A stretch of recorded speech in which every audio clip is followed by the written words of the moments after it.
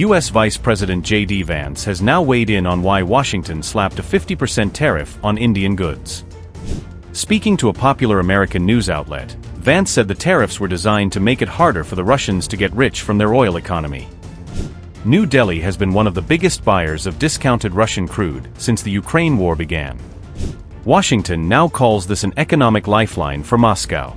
So, Trump's White House has moved to choke that pipeline through tariffs on Indian goods. Earlier this month, President Donald Trump raised the duty to an additional 25% tariff on Indian exports, directly linking it to New Delhi's Russian oil purchases. Vance has now confirmed that this was deliberate leverage. But why now? Well, that's because Washington is trying to push Russia toward a ceasefire with Ukraine. Vance claimed Moscow has already made significant concessions. According to him, Russia has dropped its demand for a puppet regime in Kyiv, agreed that Ukraine must get security guarantees against future aggression, and accepted that Kyiv's territorial integrity must be respected. But there's a catch. Sources say Vladimir Putin still wants Ukraine to give up the Donbass region, stay out of NATO, and keep Western troops out permanently, which essentially means that this war is far from settled. Trump has warned that unless progress is made within 2 weeks, harsher sanctions on Russia will follow.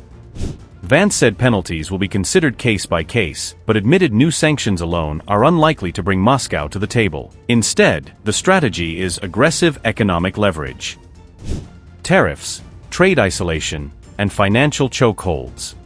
And India has now become collateral in that pressure campaign. But EM Jaishankar recently sternly responded to these tariffs, calling out the US for its hypocrisy. There are allegations which come from the other side of not just purchase of oil, but profiting from oil. How do you respond to those accusations? Look, it's funny that you have people who work for a pro-business American administration accusing other people of doing business. Okay, that's really curious. But here's the point. If you have a problem buying oil from India, oil or refined products, don't buy it.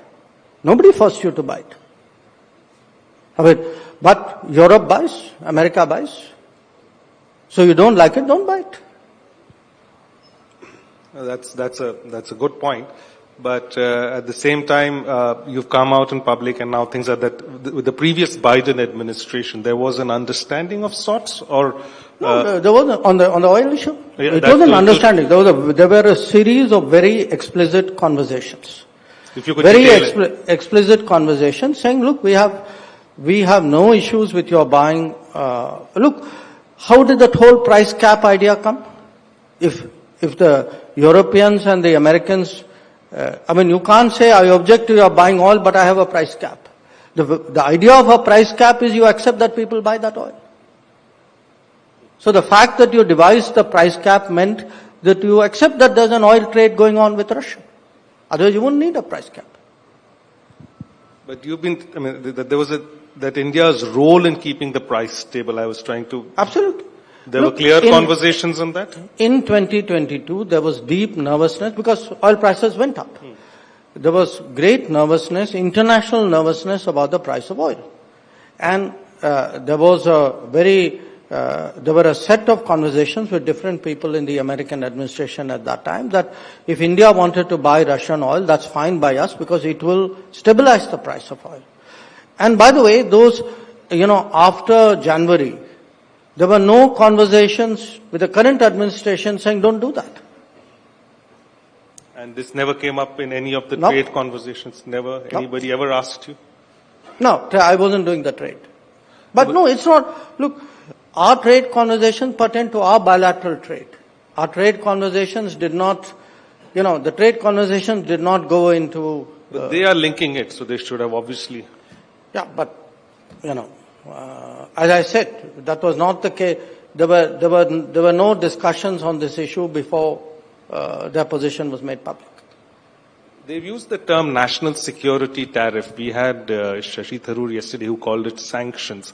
How do you look at national security tariff as just the way it has been framed and sort of pushing India in that. Param, I'm not going to get into definitional debates. My point is a very clear point, which is that we are buying oil to stabilize the oil markets. Yes, it is in our national interest. We have never pretended otherwise, but we also say it is in global interest. And you call it what you will. I don't think that is the relevant point. I think the relevant point is that levying tariffs on a country for doing what it has been doing openly with, and which other countries continue to do in larger volumes than us, is, in our view, unfair and unjustified. Beyond that point, whether you call it this or that, I don't think makes a difference. How do you see the road ahead? Well, I see the road ahead as,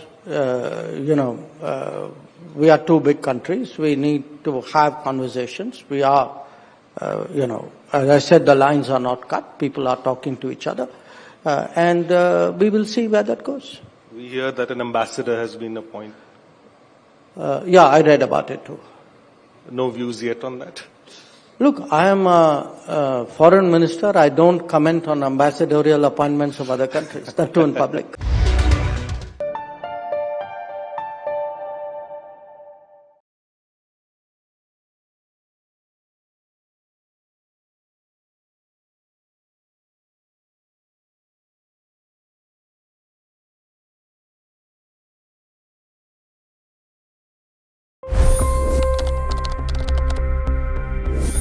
$25 crore गरीब गरीबी को परास्त करके बाहर निकले। For the good of our nation, let's work together and let's truly make America great again.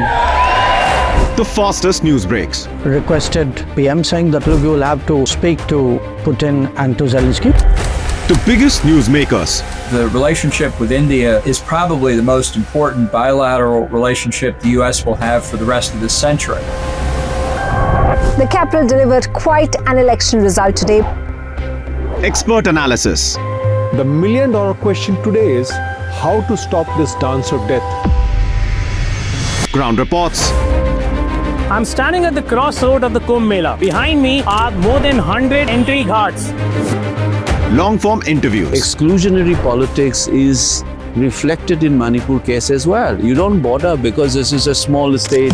Deep dive into burning issues. It's often said DRC could be the richest country in the whole world. It's because of what sits underneath. Why exactly did the US topple the Sheikh Hasina government? HT videos. We don't just break news, we break it down.